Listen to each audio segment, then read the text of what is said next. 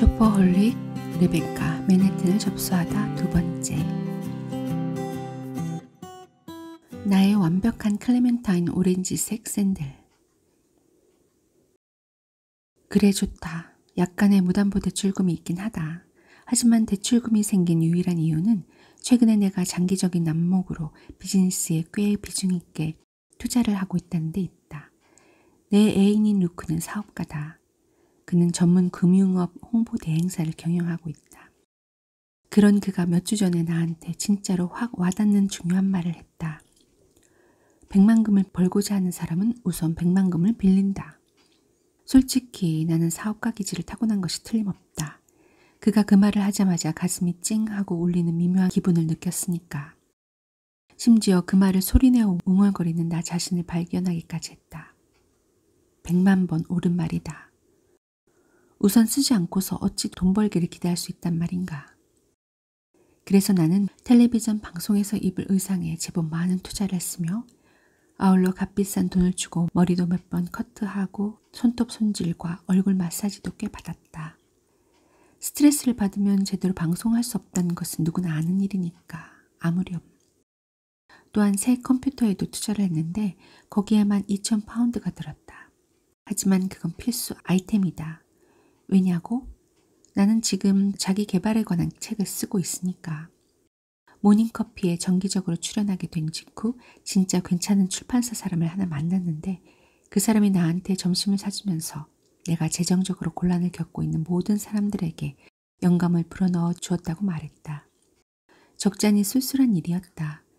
그들은 내가 단 한 글자도 쓰기 전에 이미 1,000파운드를 성금으로 주었고 책이 출판되면 그보다 훨씬 많은 돈을 주기로 했다. 그 책은 베키 블루무드의 재테크 가이드라고 불리게 될 것이다.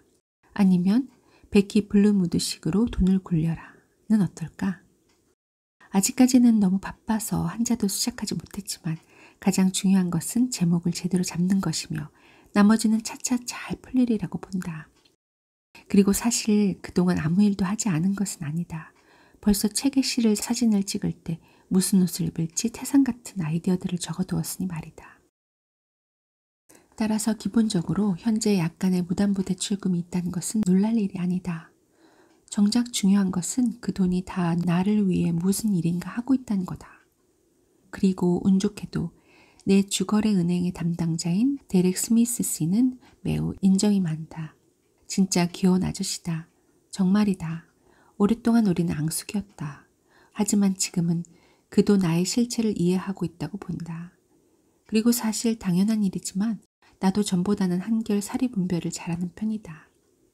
예를 들어서 쇼핑에 대한 태도만 해도 그렇다. 내 새로운 좌우명은 필요한 것만 사라다. 지나치게 단순하게 들리리란 건 다 안다. 하지만 진짜 효과 만점이다. 매번 무엇을 사기 전에 나는 나 자신에게 한 가지 질문을 한다. 이게 내게 필요하니? 그리고 그 대답이 예스일 경우에만 나는 그 물건을 산다. 다 자제력의 문제다. 예를 들어 LK 베넷에 들어가서도 나는 믿어지지 않을 정도로 한눈을 팔지 않는다. 매장 안으로 들어가는데 뒷급이 꽤 높은 빨간색 부츠가 눈길을 끈다. 하지만 재빨리 눈길을 돌려 오직 샌들이 진열된 옷만 바라보며 곧장 앞으로 간다. 이것이 바로 내가 요즘 쇼핑을 하는 방식이다. 멈추지 않고 둘러보지도 않고 다른 아이템에 눈길도 주지 않고 저쪽에 있는 금색 동전 장식이 달린 새로운 모델에 끝내주는 퍼포스조차 거들떠보지 않는다. 나는 곧장 내가 원하는 샌들 코너로 가서 진열장에서 샌들을 꺼내 점원에게 말한다. 이거 6호 사이즈로 주시겠어요? 한눈 팔지 않고 곧장. 필요한 것 외에는 아무것도 사지 않는다. 이것이 바로 쇼핑을 통제하는 열쇠다. 나는 저쪽에 세련된 핑크색 징이 박힌 눈구두에 눈길조차 주지 않는다. 그게 아무리 내가 지그소에서 새로 산 카디건과 완벽하게 매치된다고 해도 말이다. 뒷급에 반짝이는 금속 장식이 있고 뒤꿈치가 끈으로 된 슬링백 구두도 소용없다. 그런대로 괜찮긴 하다. 아무렴 신어보면 어떤 모양일까 궁금하다. 아, 난 몰라. 진짜 괴롭다. 구두가 뭐기에 의류라면 되게 다 좋아하는 편이지만 유독 멋진 구두에는 그만 젤리처럼 녹고 마는 게 바로 나다. 이따금 집에 아무도 없을 때 나는 옷장문을 열고서 내 구두들을 그저 멍하니 바라본다. 약간 정신 나간 구두 수집광처럼. 한 번은 구두들을 침대 위에 쭉 일렬로 세워놓고서 사진을 찍은 적도 있다. 누가 보았더라면 이상하게 생각했을지도 모른다. 하지만 내 마음에 쏙 드는 물건들 사진 하나 못 가질 이유가 어디 있겠는가. 여기 있습니다. 이렇게 고마울 때가. 점원이 상자에 담긴 연보라색 샌들을 들고 돌아왔다. 샌들을 보자 내 심장은 살짝 요동친다. 오, 진짜 끝내준다. 끝내줘. 가늘고 고운 가죽끈으로만 된 데다 발가락 부분에 아주 앙증맞은 블랙베리 장식이 있다. 보자마자 나는 사랑에 빠졌다. 약간 비싸지만 구두에 돈을 아끼는 법이 아니라는 것쯤은 누구나 다 안다. 발이 편해야 만사가 편한 법. 나는 환희의 전율을 느끼며 샌들에 발을 넣는다. 아, 난 몰라. 환상적이다. 갑자기 내 발이 우아하게 보이고 다리가 더 길어 보이며 그리고 그래, 솔직히 아주 조금 걷기가 불편하다. 하지만 아마도 매장 바닥이 너무 매끄러워서 그럴 거다. 사겠어요. 난 이렇게 말하고 점원을 향해 행복한 미소를 날린다. 쇼핑에 자제력 있는 접근을 하면 꼭 그렇게 공짜로 번 것 같은 기분이 든다. 계산대를 향하는 나는 액세서리의 진열장 쪽으로 시선을 돌리지 않으려고 신경을 쓴다. 사실 흑석 비즈로 장식을 한 자줏빛 백이 있다는 것조차 나는 거의 보지 못했다. 정신통일의 대위협을 이룩한 나 자신을 축하하며 가방에 손을 넣어 지갑을 찾고 있는데 점원이 지나가는 말로 이렇게 말한다. 이거하고 같은 디자인으로 클레멘타인 오렌지색도 있는데요. 클레멘타인 오렌지? 아, 그렇군요. 나는 잠시 뜸을 들였다 말한다. 관심 없다. 내가 사려고 했던 것을 샀으니까 그걸로 끝이다. 연보랏빛 샌들, 클레멘타인 오렌지색이 아니라 말이다. 방금 들어왔어요. 그녀가 덧붙인다. 연보랏빛보다 훨씬 더 인기가 있을 것 같아요. 정말요? 나는 무관심한 척 보이려고 애쓰면서 말한다. 됐어요. 그냥 이것만 살래요. 여기 있다. 그녀가 소리친다. 내 여기 어디 있을 줄 알았다니까요. 점원이 이제껏 본 중에 가장 섬세한 샌들을 카운터 위에 올려놓는 순간 나는 그만 얼어붙는다. 흰빛과 크림빛이 감도는 오렌지색으로 연보랏빛 샌들하고 같은 가죽끈 형태로 되어 있지만 블랙베리 장식 대신 앙증맞은 클레멘타인 오렌지가 앞부분에 달려있다. 첫눈에 사랑에 빠진다. 도무지 눈을 뗄래야 뗄 수가 없다. 한번 신어보시겠어요? 점원 아가씨의 권유에 나는 가슴 한구석이 찡하는 욕망을 느낀다. 그냥 보기만 하자. 내가 본 것 중에 가장 사랑스럽다. 아, 나 몰라. 하지만 클레멘타인 오렌지색 구두는 필요 없다. 아무렴 필요가 없다. 베키, 그만. 그냥 싫다고 해. 실은 나는 마른 침을 삼키며 목소리를 가다듬으려고 애쓴다. 실은 난 몰라. 말이 나오지 않는다. 오늘은 연보라색 샌들만 가져갈게요. 결국 그럭저럭 그 고비를 힘겹게 넘긴다. 고마워요. 알겠습니다. 점원 아가씨는 금전 등록기에 코드 번호를 친다. 89파운드 되겠습니다. 어떻게 계산하시겠습니까? 비자 카드로 해주세요. 나는 계산서에 사인을 하고 쇼핑백을 받아들고는 매장을 나선다. 기분이 약간 묘하다. 해냈다. 내가 해냈어. 내가 욕망을 통제했어. 나는 구두 한 켤레만 필요했어. 그래서 한 켤레만 샀어. 전적으로 계획한 대로 매장에 들어가고 나왔다. 나도 작심하면 해낼 수 있다 이거야. 이게 바로 새로운 베키 블루무드다. 이렇게 잘했으니 나도 약간의 상을 받을 자격이 있으므로 햇빛이 비치는 커피 전문점의 야외 테이블에 카푸치노 한 잔을 앞에 두고 앉는다. 아까 그 클레멘타인 오렌지 샌들이 갖고 싶다. 첫 한 모금을 마시는데 머릿속에 이런 생각이 불쑥 떠오른다. 그만해. 다른 생각을 하는 거야. 루크, 휴가, 우리가 함께 보내는 첫 휴가. 아, 난 몰라. 빨리 가고 싶다. 루크와 사귀기 시작한 뒤로 쭉 나는 함께 휴가를 가자는 제안을 하고 싶었다. 하지만 그가 하도 일에 열심이어서 감히 말을 꺼내지 못했다. 그건 정말이지 영국 총리에게 잠시 동안 통치 업무를 포기하라고 요청하는 것 같으니까. 그러고 보니 영국 총리도 해마다 여름이면 휴가를 가잖아. 그러니까 루크라고 못하란 법 없지. 아무렴. 루크는 너무나 바빠서 아직 우리 부모님도 못 찾아뵈었는데 그 일로 인해 나는 조금 속이 상한다. 몇 주 전 우리 부모님께서는 루크에게 일요일 점심을 먹으러 오라고 초대하셨다.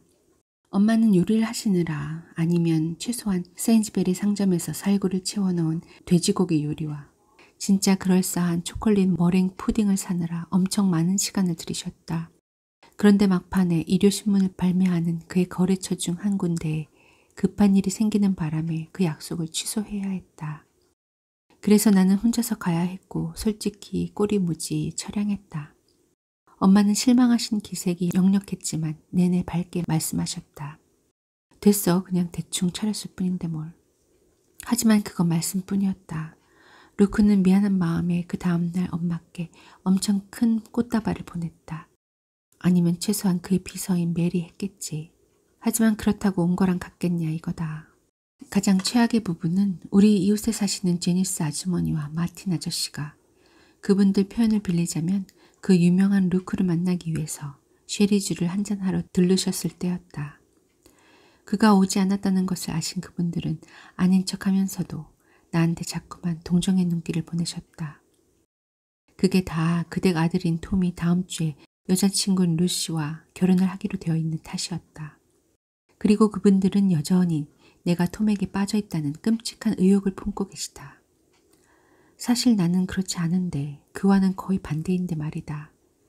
하지만 사람들이 일단 그런 비슷한 것을 믿기 시작하면 그 반대의 확신을 심어주는 것은 그야말로 불가능한 노릇이다.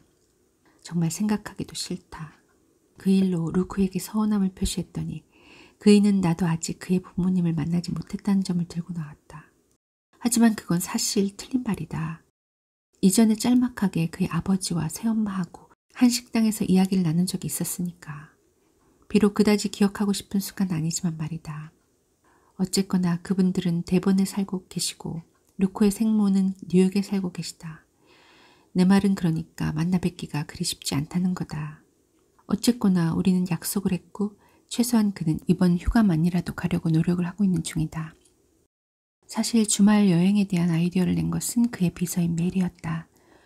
루크가 근 3년 동안 한 번도 휴가다운 휴가를 가본 적이 없으며 아마 대개는 아예 휴가라는 걸 포기하게 되었을 것이란 말을 해준 것도 그녀였다. 그래서 나는 휴가를 가자는 말 대신에 주말 여행을 가자는 얘기를 하기 시작했다. 그리고 그것이 효과가 있었다. 갑자기 루크가 나한테 이번 주말을 비워두라고 말했던 거다. 그가 직접 호텔을 예약했고 그 밖에 모든 준비를 했다. 나의 기대감이란 이루 말할 수가 없다. 우리는 아무것도 안 하고 그냥 쉬면서 노닥거릴 것이다. 그리고 기분 전환을 위한 둘만의 시간을 보낼 것이다. 아, 가슴이 설렌다. 아까 그 클레멘타인 오렌지색 샌들이 갖고 싶다. 그만, 그 생각은 그만. 나는 커피를 한 모금 더 마시며 몸을 의자 등받이에 기대고는 복잡한 거리를 관찰한다. 사람들이 길을 따라 걸어가고 있다. 손에 쇼핑백을 들고 이야기를 나누면서 말이다. 길 건너에 괜찮은 정장 바지를 입은 여자가 하나 보인다. 니콜 파히 오실 것이다. 그리고 또 난 몰라. 검은색 계열의 정장을 입은 중년 남자가 길을 따라서 나를 향해 오고 있다. 아는 사람이다. 데렉 스미스 씨. 바로 나의 주거래 은행 담당자다. 아뿔싸 그가 나를 본 것 같다. 괜찮다. 겁낼 것 없다. 난 자신을 엄히 타이른다. 겁낼 이유가 없다. 한때 그를 보는 것만으로도 몸둘 바를 몰라 했던 시절이 있었을지 모른다. 전 같으면 메뉴판 뒤로 숨으려 하거나 아마도 달아났을지도 모른다. 하지만 그건 다 과거지사다. 요즘 귀여운 스미스 아저씨와 나는 매우 솔직 담백하고 다정한 관계를 유지하고 있다. 그렇거나 말거나 나는 나도 모르게 LK 베넷 쇼핑백을 내 의자에서 약간 멀리 옮겨놓는다. 마치 나하고는 아무런 상관이 없는 물건인 것처럼. 안녕하세요, 스미스 씨. 나는 다가오는 그를 향해 밝게 인사를 한다. 어떻게 지내세요? 아주 잘 지냅니다. 데렉 스미스 씨가 미소를 지으며 말한다. 레베카는 저도 잘 지내요. 혹시 커피 한잔 하시겠어요? 나는 정중하게 내 앞에 놓인 빈 의자를 가리키며 덧붙인다. 솔직히 됐다고 사양해 주길 기대했는데 놀랍게도 그는 자리에 앉더니 메뉴판을 집어든다. 이 얼마나 교양인다운가. 나는 노천 카페에 앉아서 지금 내 은행 담당자랑 커피를 마시고 있다. 이 이야기를 모닝커피의 내 코너에서 어떻게든 언급할 길을 찾아봐야겠다. 저는 개인 재무관리에 대해서 격이 없는 접근을 선호합니다. 라고 말하고는 카메라를 향해 온화하게 미소를 지을 것이다. 제 주거래 은행 담당자와 저는 종종 함께 다정하게 카푸치노를 마시면서 저의 현재 재무 상태에 대해서 토론을. 이거 대단한 우연이군요, 레베카. 그렇지 않아도 방금 당신한테 보내는 편지를 쓰고 오는 길인데. 데렉 스미스 씨가 이렇게 말하는 사이 웨이트리스가 그의 앞에 에스프레소를 한 잔 놓는다. 갑자기 그의 음성이 사뭇 진지해지는 바람에 나는 또 한 번 두려움에 움찔한다. 아, 나 몰라. 내가 지금 무슨 일을 저지른 거지? 당신과 저의 모든 고객들에게 그는 덧붙인다. 제가 떠나게 되었다는 편지를 썼거든요. 네? 나는 커피잔을 탁 소리가 나게 내려놓는다. 떠나다뇨. 그게 무슨 뜻이에요? 앤드위치 은행을 떠나게 됐습니다. 조기 퇴직을 하기로 결정했거든요. 그치만 나는 멍하니 그를 쳐다본다. 눈앞이 아찔하다. 데렉 스미스 씨가 앤드위치 은행을 떠나다니 말도 안 돼. 만사가 잘 되어가고 있었는데 나를 이렇게 공지에 빠뜨려 놓고 떠날 순 없어.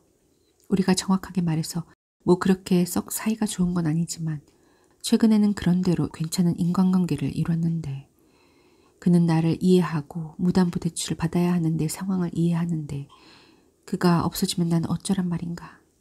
은퇴를 하기엔 너무 젊지 않으세요? 내가 듣기에도 내 목소리에는 당혹감이 서려 있다. 따분하시지 않겠어요? 그는 의자 등받이에 몸을 기대더니 에스프레소를 한 모금 마신다. 이를 완전히 손에서 놓으려는 건 아닙니다. 하지만 다른 사람들의 은행 계좌를 관리하는 것보다는 좀 덜 따분한 인생을 살아보는 게 어떨까 싶어서요. 사실 제가 맡았던 고객 중 몇몇은 참 흥미로웠지만요. 예, 정 그러시다면야. 나는 당황스러운 마음에 어깨를 으쓱한다. 하지만 보고 싶을 거예요. 믿거나 말거나. 그는 싱긋 웃더니 말한다. 나도 레베카가 보고 싶을 것 같습니다. 당신의 계좌는 내가 이제껏 관리한 계좌 중에서 가장 흥미진진한 연구 대상이었습니다. 그의 예리한 눈길에 내 얼굴이 나도 모르게 살짝 달아오른다. 아니, 이 남자는 어째서 다 지나간 일을 들추고 그러는 거야? 중요한 건 그게 모두 다 끝났다는 거라고. 나는 이제 전혀 다른 사람이 되었다 이거야. 마음 잡고 새 삶을 시작한 사람을 도와주진 못할 망정 왜 괜히 아픈 과거를 들먹여? 텔레비전에서 맡은 일은 잘 되어가는 듯 싶더군요. 하고 그가 말한다. 그럼요. 진짜 굉장하고 말고요. 게다가 수입도 짭짤해요. 나는 약간 비꼬듯 덧붙인다. 최근 몇 달 새 수입이 확실히 올라가긴 했어요. 그는 이렇게 말하며 커피잔을 내려놓고 덕분에 나는 살짝 안도한다. 그렇지만 네, 그럴 줄 알았다. 어째서 항상 그렇지만이란 말을 뒤에 붙여야 하는 걸까? 그는 어째서 내가 하는 일에 사사건건 딴죽을 거는 것일까? 그렇지만 데릭 스미스 씨가 거듭 말한다. 지출도 역시 늘었어요. 상당히. 사실 당신의 무담보 대출은 이렇게 표현하는 게 좋겠군요. 레베카가 무절제했던 때 가장 최고 금액보다 높습니다. 무절제라고? 어떻게 그런 심한 말을. 무담보 대출 한도를 넘기지 않기 위해 더 많이 노력하세요. 그는 이제 아주 막말을 한다. 아니면 차라리 갚아버리시던가. 저도 알아요. 나는 애매하게 말한다. 그럴 계획이에요. 길 반대편에 있는 여자 하나가 눈에 들어온다. LK 벤닛 쇼핑백을 들었다. 구두 상자 2개가 들어가는 큰 쇼핑백을 들고 있다. 저 여자가 2켤레를 살 수 있다면 나라고 못할 것 없지. 한 번에 1켤레만 사란 법이 어딨어? 내 말은 그건 너무 독선적이란 거다. 다른 재무 상태는 어때요? 데렉 스미스 씨가 묻는다. 백화점 카드 대금 연체 같은 거 말입니다. 없어요. 난 아예 딱 잡아둔다. 몇 달 전에 다 갚아버렸는걸요. 그럼 그 뒤로 쓰지 않았어요? 그냥 찔끔찔끔 신경 쓸 정도도 못 돼요. 어쨌거나 90파운드가 뭐 대수냐고. 보다 큰 안목에서 볼 때 말이다. 이런 질문을 하는 이유는 그가 말한다. 경고를 해야 할 것 같은 기분이 들어섭니다. 은행에서 구조조정을 어느 정도 하고 있는데 제 후임자인 존 개비는 나하고 달리 훨씬 더 융통성 없게 당신의 계좌를 다룰 수도 있습니다. 내가 그동안 레베카에게 얼마나 관대했는지 레베카가 알고 있는지는 잘 모르겠지만 진짜예요? 나는 건성으로 묻는다. 내 말은 내가 담배를 피운다고 가정해보라 이거다. 그러면 제대로 생각해보지도 않고 담배값으로 90파운드를 쉽게 써버렸을 것이다. 아무렴 내가 담배를 피우지 않음으로써 절약한 그 숱한 돈을 생각해보라. 구두 한 켤레는 좋게 사고도 남을 것이다. 그는 아주 능력 있는 사람입니다. 데렉 스미스 씨가 말을 잇는다.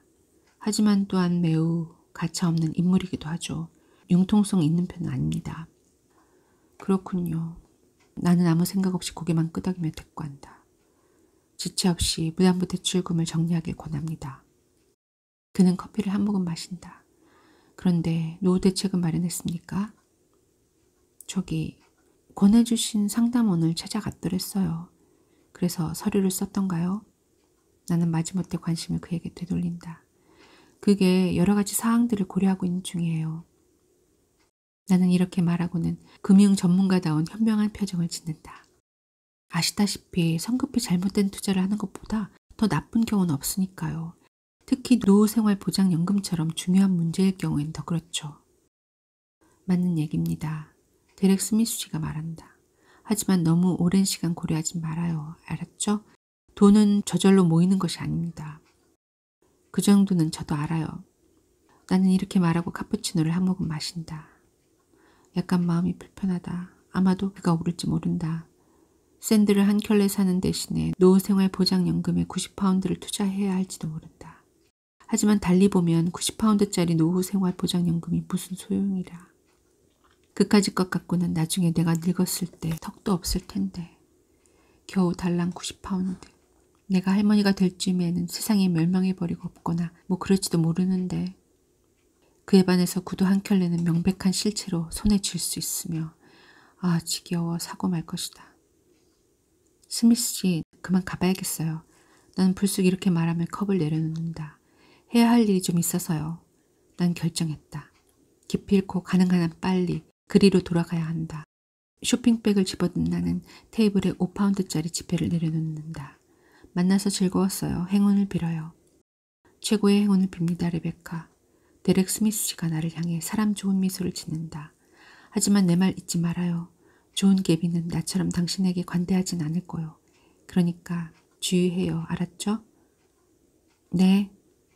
나는 명랑하게 대답한다. 그러고는 다름질까진 아니지만 한껏 빨리 걸어서는 다시 LK 베넷으로 돌아간다.